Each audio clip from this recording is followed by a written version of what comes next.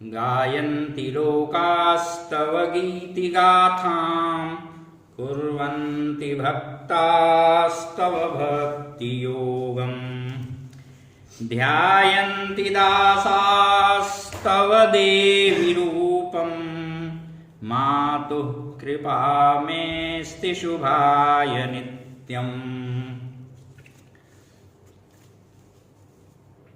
इस अयोध्या स्थित काली कुलालय से प्रवाहित हो रहे वाग यज्ञ में आप सभी सुधी सहयोगियों सद्भावियों का स्वागत है। आज विजयादशमी का महापर्व है। विजयादशमी क्यों और कैसे मनाया जाना चाहिए, इसका आध्यात्मिक और सांस्कृतिक स्वरूप क्या है, इसके विषय में हमको भली भांति जानकारी होनी चाहिए। इसलिए आज हम नवरात्र पर्व अनुष्ठान की पूर्णाहुति के रूप में इस विषय पर कुछ विस्तृत विमर्श प्रस्तुत करने जा रहे हैं। आश्विन, जिसे हम क्वार मास कहते हैं, इसी क्वार शुक्ल पक्ष की दशमी तिथि को विजयादशमी कहा जाता है। यह वर्ष की 3 अत्यंत शुभप्रद तिथियों में से एक है। इस शुभ दिन के प्रमुख कृत्य हैं अपराजिता पूजन, शमी पूजन, सीमोल्लंघन।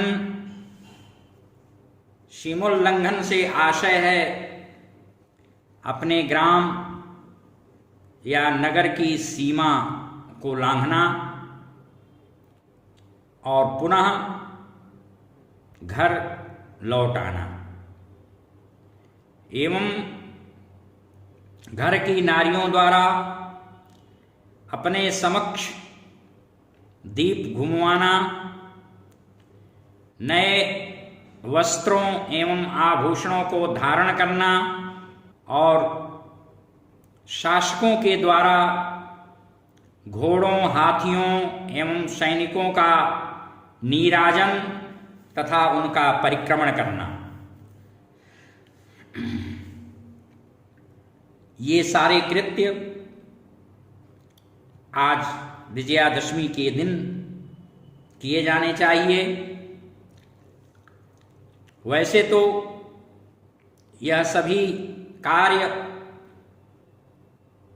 सभी के लिए समान रूप से महत्वपूर्ण है, किंतु राजाओं, सामंतों एवं क्षत्रियों के लिए यह विशेष रूप से अत्यंत परम पावन शुभप्रद दिवस है।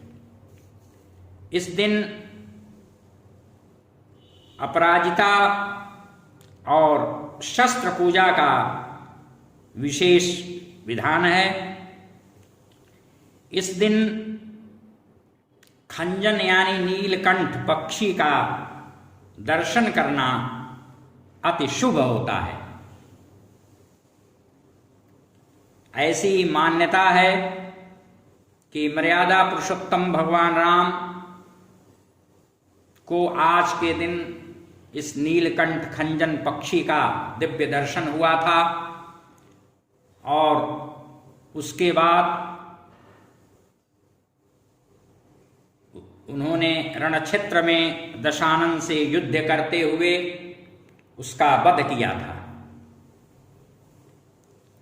अधर्म पर धर्म की विजय हुई थी। दानव धनुष पर मानवता और देवत्व विजयश्री हासिल किया था, उपलब्ध किया था, और धर्मानुसरण करते हुए सत्यमेव जयते का डिमडिम उद्घोष हुआ था। इसलिए चूंकि भगवान श्री राम उस नीलकंठ खंजन पक्षी का दर्शन करके, जो साक्षात शिव स्वरूप माना जाता है, नीलकंठ भगवान शिव को भी कहते हैं, और उन्होंने प्रस्थान किया था, रणोद्यत हुए थे, युद्धोद्यत हुए थे। इसलिए तब से आज तक अद्यावधि विजयादशमी के दिन नीलकंठ के दर्शन का विधान है और उसे शुभ माना जाता है। उसका काला गला शुभ होता है, अत्यंत शुभ है, और उसे देख करके नीलकंठ भगवान भूत भावन शंकर का ध्यान करते हुए उसे सादर प्रणत निवेदित करनी चाहिए। खंजन शुभ शकुन पक्षी है, इसे मारने और खाने का पूर्ण निषेध है, शास्त्रीय प्रतिबंध है। 10 दिनों तक चलने वाली रामलीला दशमी तिथि को ही समाप्त होती है रावण वध के साथ। आज के विजयादशमी पर्व का यह सब महत्वपूर्ण कृत्य है।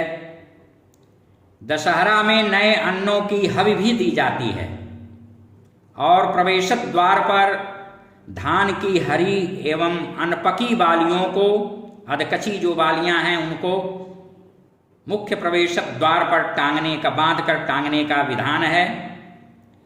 गेहूं आदि के अंकुरों, छोटे बिरवों और पौधों को, या जो जई हम घर में बोए रहते हैं कलश स्थापन करते समय, और नवरात्र के 9 दिन में वह जई बड़ी बड़ी हो जाती है, उसको उखाड़ करके कानों पर, दोनों कानों पर, मस्तिष्क पर, पगड़ी पर रखने के कृत्य किए जाते हैं। बहुत ही शुभ मंगलकारी होता है। इसलिए कतिपय विद्वान, चिंतक, मनीषी इस पर्व को कृषि का उत्सव भी मानते हैं। कतिपय मतानुसार यह रण यात्रा का विजय पर्व है और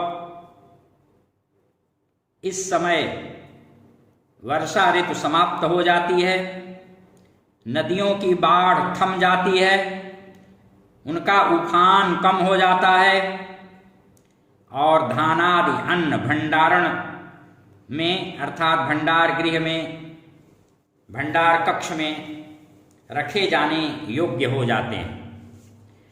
विजयादशमी के दिन शमी पूजा की प्राचीन परंपरा पद्धति है, शास्त्रीय विधान है।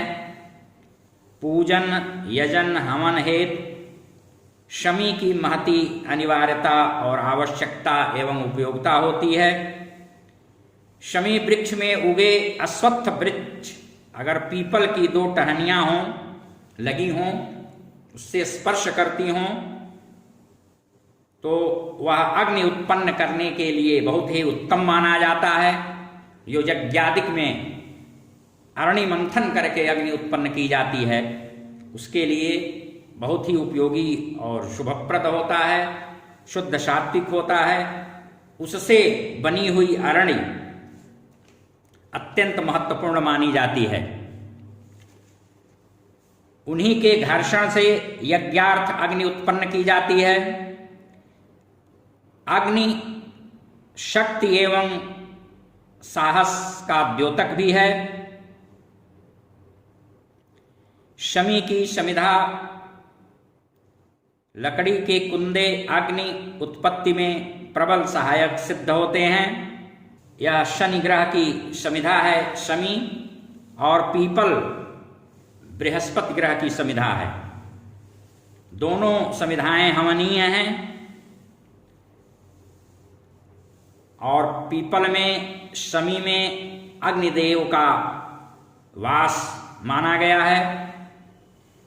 अथर्ववेद, तैत्तरीय, ब्राह्मणादि ग्रंथों में यह स्पष्ट उल्लेख किया गया है। इस उत्सव का संबंध नवरात्रि से बहुत ही घनिष्ठ है, क्योंकि नवरात्र की पूर्णता का यह दिन होता है। उत्तर भारत में विजयादशमी को ही दशहरा भी कहा जाता है। इस दिन अन्य कई कृत्य किए जाते हैं। हथियारों की पूजा, औजारों यंत्रों की पूजा आदि।